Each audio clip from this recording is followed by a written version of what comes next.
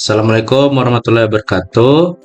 Di sini kami tim Innotech AI Control akan mempresentasikan cara kami mendeploy proyek kami yaitu berupa website. Nah, di sini kami akan mendeploy. Oh ya, sebelumnya perkenalkan nama saya Muhammad Zidan Habibie Andriansyah, NIM 23018-003 bersama teman-teman saya. Silakan Mas Agung perkenalan. Silakan, nama saya Muhammad Agung Pratama dengan NIM 23000180005. Kemudian saya Muhammad Fuad dengan NIM 23000180015. Kemudian dengan saya Naufal Rafid Rahmawan dengan NIM 23000180021. Oke, di sini tahap deploy 50% ini kami akan memberi tahu kan tutorial caranya hosting ya. Oke, mungkin Ya. silakan Mas Agung. Oke, baik Mas Wilda. Di sini kami menggunakan hostingan dari Aren Host ID, yang dimana kita akan langsung saja. Pertama itu kita klik yang active service. Nah, setelah itu kita klik yang bagian advance.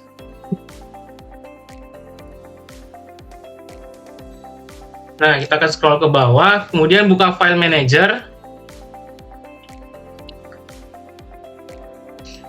Setelah itu, kita pilih yang public HTML. Pada public HTML ini, kita mengupload terlebih dahulu. Mas Wildan boleh dicoba untuk menampilkan bagian upload. Oh ya, sebentar.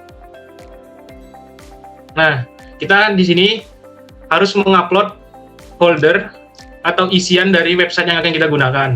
Karena saya sudah menguploadnya, jadi tidak perlu kami lakukan lagi. Nanti kalau sudah terupload, nanti tampil di sini.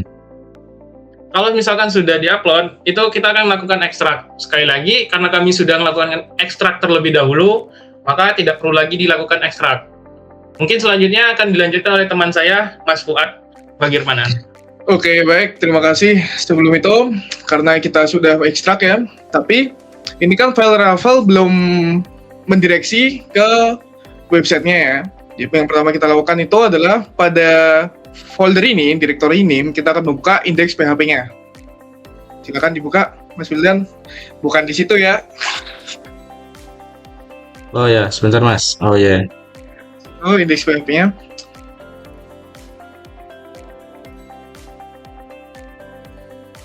Nah, di sini kita akan melakukan perubahan. Ini sudah dirubah ya. Jadi pokoknya yang dirubah itu, yang pertama, itu kita harus memindahkan root dari Laravel tersebut. Yang pertama tuh di project root-nya, itu direktorinya kita pindah menjadi cbbit, yang sebelumnya public HTML menjadi cbbit ya. Jadi dia akan membuka ke cbbit. Kemudian kita akan memanggil autoload ya. Di bawah situ ada autoload ya, di situ. Jadi dia langsung ngebuka PHP-nya. Kemudian yang paling bawah itu menjalankan aplikasinya. Oke, perubahannya segitu saja pada bagian indeks PHP. Kemudian kita akan memasuki ke htaccess. Silakan, Mas Wildan, htaccess. Nah, di sini kita perlu melakukan perubahan agar website akan membuka ke cbbit tersebut ya. Yang pertama itu kita mengubah pada rewrite ya, rewrite condition ya, dimana kita tuh akan melakukan rewriting agar cbbit ini yang dibuka, bukan public HTML-nya. Oke. Jadi kita cukup mengarahkan saja ke foldernya. Oke, sudah itu saja pada htaccess. Sekarang kita masuk ke folder cbbit-nya.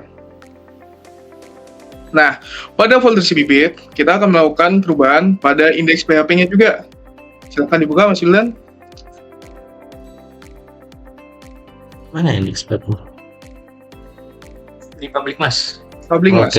Oke. Nah, Indeks PHP. oh, maaf. View saja atau enggak edit, terserah.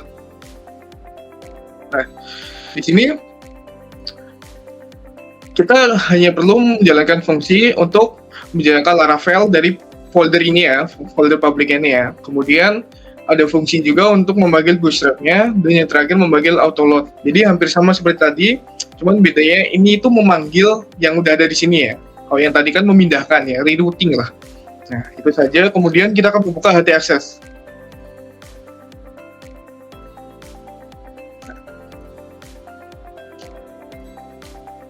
Pada HT Access ini, kita akan mengaktifkan URL dari Laravel-nya dan menjalankan routingnya. Jadi, HT Access ini berfungsi untuk menangani semua request menuju indeks PHP-nya.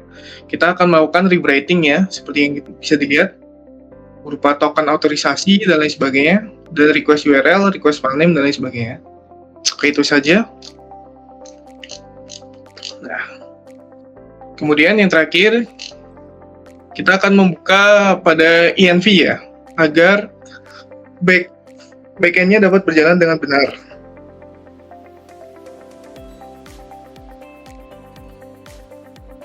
Nah, di sini kita akan mengubah yang sebelumnya dia tuh memakai local database ya, kita akan mengubahnya menjadi online database. Yang pertama dilakukan itu kita mengubah dulu app environment-nya apa, yang sebelumnya dia tuh hanya sekedar lokal atau testing, ini sekarang kita ubah menjadi production. Habis itu kita matikan nih app debug-nya gimana gitu kan, yang sebelumnya kita bisa nge-debug ini dimatikan ya kan.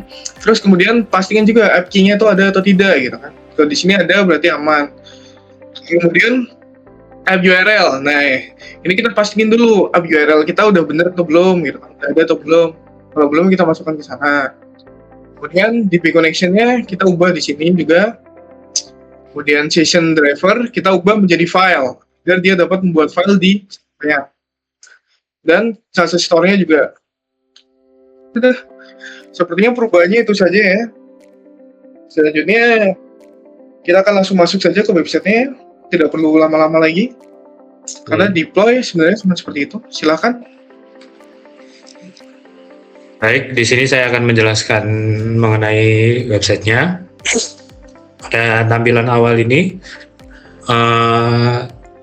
akan muncul seperti beranda, yaitu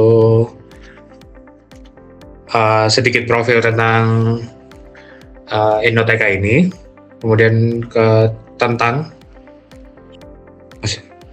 Oh ya, sebentar. Oke. Nah, tentang profil tadi dan apa saja yang bisa kita lakukan nantinya. Kemudian pada produk. Nah, pada produk ini untuk menampilkan fitur-fitur dari websitenya itu, yaitu ada si bibit dan si pakan. Yang dari si bibit sendiri nanti akan bisa mendeteksi jenis ikan dan jumlah ikannya. Kemudian untuk si pakannya sendiri itu nanti untuk melakukan auto feeder atau memberikan pakan pada ikan-ikan itu secara otomatis.